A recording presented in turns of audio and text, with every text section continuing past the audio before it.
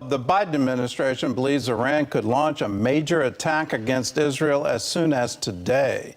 The head of U.S. Central Command is in the region to build a coalition to help defend the Jewish state. Prime Minister Benjamin Netanyahu says Israel stands ready to defend itself against any enemy attack. Chris Mitchell reports from Jerusalem. Netanyahu sees the situation as a seven-front war where Iran and its proxies are trying to strangle the Jewish state. Their visible aggression is insatiable, but Israel is not helpless. We're determined to stand against them on every front, in every arena, far and near. Anyone who murders our citizens, anyone who harms our country will be held accountable. He will pay a very heavy price. Some anticipate Iran launching a bigger attack than April 13th, when some 350 projectiles rained down across Israel, resulting in only minor damage. The Alma Research Center here estimates a combination of ballistic missiles, cruise missiles, and UAVs from many sites in western Iran. U.S. Defense Secretary Lloyd Austin has dispatched a fighter squadron to the region, and the head of Central Command, General Michael Kurilla, is already here in the region.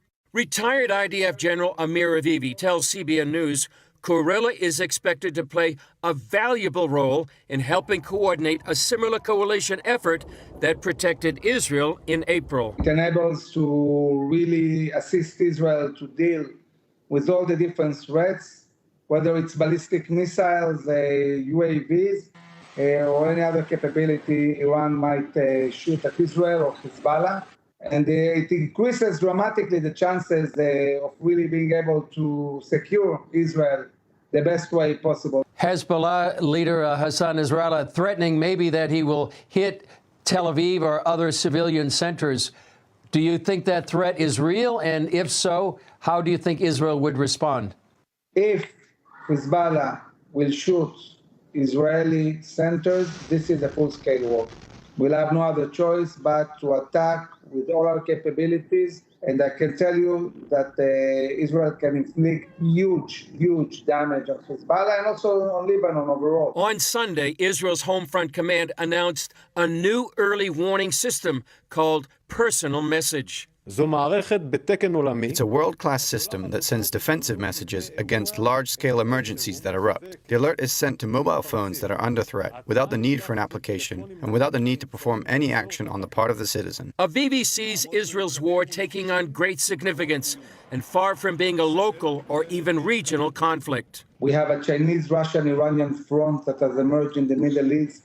It's challenging the U.S., it's challenging the whole Middle East. Israel is at the front of this Eastern coalition that has emerged, but it's a challenge for the whole Western society. Some reports indicate Iran may wait until August 12th and 13th, when Jews mark a day called Tisha B'Av, or the 9th of Av.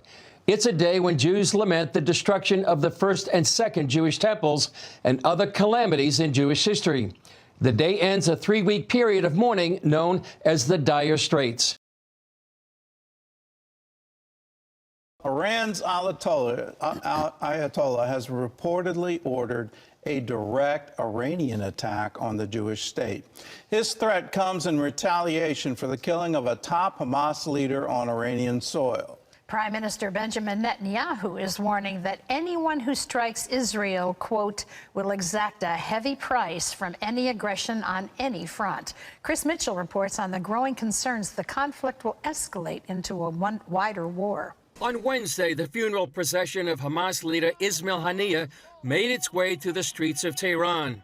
While Israel has not claimed responsibility for his death, the New York Times reports Iran's Ayatollah Khamenei has ordered a direct strike on Israel in retaliation for the attack on Iranian soil. A senior Hamas leader said Haniyeh's death affects ongoing negotiations between the terror group and the Jewish state.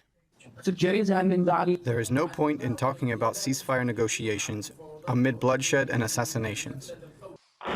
The IDF also confirmed the death of Mohammed Deif, Hamas's #2 leader in Gaza, on July 13th. In an address to the nation Wednesday night, Prime Minister Benjamin Netanyahu said Israel is prepared for any retaliation. There are challenging days ahead of us. Since the attack in Beirut, threats have been heard from all sides. We are prepared for any scenario and will stand united and determined against any threat. Israel will exact a heavy price from any aggression against us on any front. He emphasized Iran is the power behind all the threats. Since the beginning of the war, I have conveyed that we are in a struggle against Iran's axis of evil. This is a war of existence against a stranglehold of terrorist armies and missiles that Iran wants to tighten around our necks. U.S. Secretary of Defense Lloyd Austin said America will stand by Israel in the event of an attack. Israel is attacked. We certainly will help defend Israel. You saw us do that in April. You can expect to see us do that again.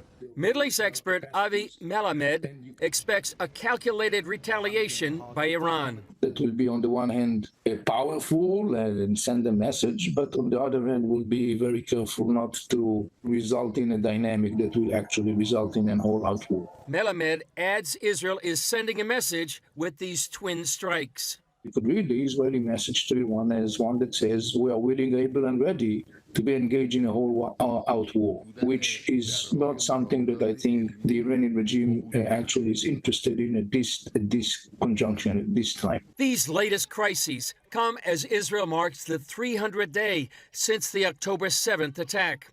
On the front page of the Jerusalem Post, it reads in English and Hebrew, "Our hope is not yet lost." Big picture for a second. Our enemies appear to be becoming more aligned.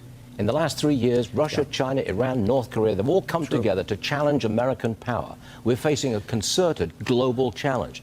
My question is, are we prepared? No, we're not. It all comes down very simply to presidential leadership, the guidance that the president provides as commander-in-chief and leader of the national security team. Our adversaries don't respond to kindness. They respond to force and to pressure. And that's what you need to do. But it comes out of one place. It comes out of 1600 Pennsylvania Avenue, the commander-in-chief. You could be the strongest military in the world, but if you're not willing to use it, and you're not willing to use it in either threat or demands, then it means nothing. Nothing to you and nothing to your adversaries. Obviously, the biggest concern here is that there is an escalation that leads to a wider, larger war in the region. Here's the White House response to the reaction to this south of Beirut attack. And here's what they said about it. Watch. We do not believe that an all-out war is inevitable. That is not something that we believe, and we believe that it can still be avoided. There's a diplomatic solution here, and that's what we're trying to get to. General Keane, your thoughts on what's going on here? Yeah, well, some of that's a stunning revelation, because that's what this administration has been about right from the outset, when they began 3 years ago and eased back on the Trump sanctions and told the Iranians they did that as a concession so they can make diplomatic foray and return to the nuclear deal. This appeasement strategy has failed miserably as a strategic strategy, and here we are still playing it out in the middle of a war, and our closest ally in the region is fighting for its very existence. I believe administration officials every single day should remind the American people and the world writ large that this is an existential threat to Israel, to exterminate them as a body, where the people no longer want to live in Israel because the situation is so volatile. Does Iran look at this moment where we have a lame duck president, I think is very I think it's a real characterization of what's going on at the White House, and the vice president who is out campaigning. Does Iran see this as a window to wipe Israel off the map, or to make a lot of strides toward that goal, General? That Iran stepped up their aggression with this administration, and it's been steady marching towards that goal of doing two things: drive the United States out of the region militarily and diplomatically as much as possible, and destroy the state of Israel. Remember, before October the 7th, there were over 125 attacks by Iranian-backed Shia militia in Iraq and Syria. Over 125. That was before October the 7th. This aggression has been there for a long time.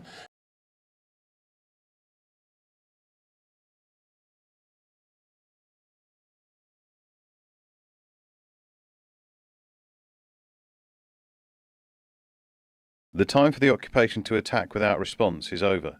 They've done something and they must pay the price. They must be held responsible. America is responsible for this. No crime is committed by the occupation without the criminal America. Senior Iranian officials see the strike on Iranian soil as a declaration of war, and they have promised revenge. This time, Iran's response will be different. In the last one, it informed regional countries in advance about the timing of the retaliation to prevent a disaster. But I think this time, its response will be a surprise, and it will come much sooner. On April 13th, Iran launched more than 300 drones and missiles towards Israel, in response to an airstrike on its consulate in Damascus 2 weeks before. Israel responded by attacking Iran's air defense systems near the Natanz nuclear facility. Ismail Haniyeh's assassination has once again forced Iranian officials to make a difficult decision, one that's ultimately up to the supreme leader. If Iran attacks Israel again, it's unlikely to act alone. The so-called resistance front, which includes the Houthis in Yemen, Hezbollah in Lebanon, and the Popular Mobilization Forces in Iraq, would be expected to take part, making this a critical moment for the Middle East. Zechariah 12:6. In that day I will make the governors of Judah like a fire pan in the woodpile, and like a fiery torch in the sheaves. They shall devour all the surrounding peoples on the right hand and on the left. But Jerusalem shall be inhabited again in her own place, Jerusalem. The Bible tells us there are 4 possible prophecies on the verge of finding fulfillment. Isaiah 17:1, in which Damascus, Syria will be destroyed in a single night. Jeremiah 49, the prophecy of Elam, which could infer an Israeli attack upon Iran's nuclear program. Psalm 83, in which the Muslim nations that border Israel will mount an attack on Israel in order to cut them off from being a nation. Ezekiel 38 and 39, known as the War of Gog and Magog. In this prophecy, a coalition of nations led by Russia, Iran, and Turkey will attack Israel in the last days in order to take Israel's wealth.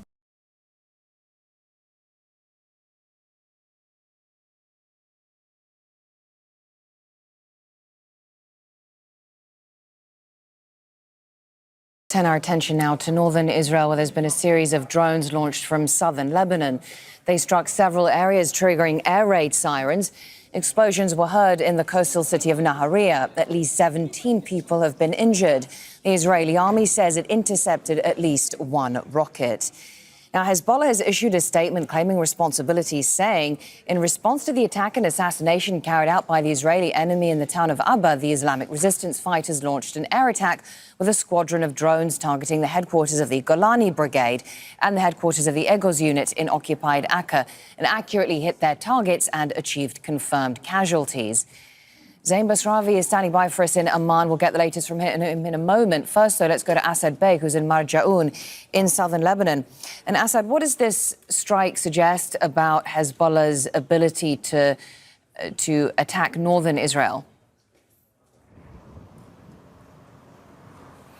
Well, it suggests a number of things. One is that Hezbollah has the intelligence, the locations of Israeli military facilities and installations, that they're able to strike them, but also that they're able to get through layers of Israeli defenses. Now, in the past, we have seen a barrage of Hezbollah rockets being intercepted, but sometimes it's believed by some that what Hezbollah tends to do is test the Israeli air defenses and try to figure out where those locations are. But this is significant because that location in northern Israel is roughly 20 kilometers away from the Lebanese southern border here. So slightly deeper than Hezbollah would usually strike. Again, that's significant as Israel anticipates this Hezbollah retaliation.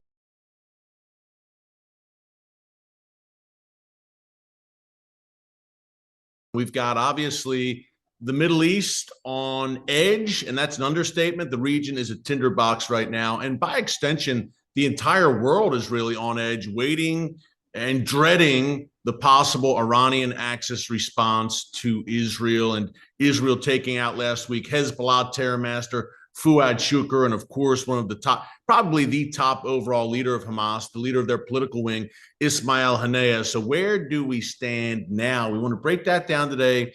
Also, some very alarming threats against Israeli Prime Minister Benjamin Netanyahu from a member of the Iranian parliament, assassination threats, folks, and also Russia. And the former Russian defense minister, still a top official in the Russian defense establishment, very close to Vladimir Putin, is in Iran today.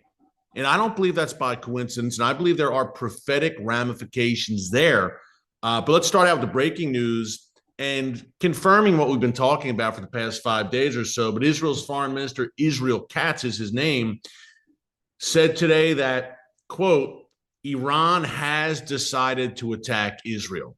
Now, you might say, of course, we've known this for 5 days, but now it's been confirmed to Israel's foreign minister through a Hungarian intermediary. Obviously, Iran and Israel don't talk directly, but an Iranian official apparently told Hungarian officials, apparently officials from Hungary and Iran do have diplomatic relations, that yes, we are going to attack Israel. So the Hungarian foreign minister, in turn, told the Israeli foreign minister, and again, it confirmed what Israel and essentially the world already knew, that something is coming. Now,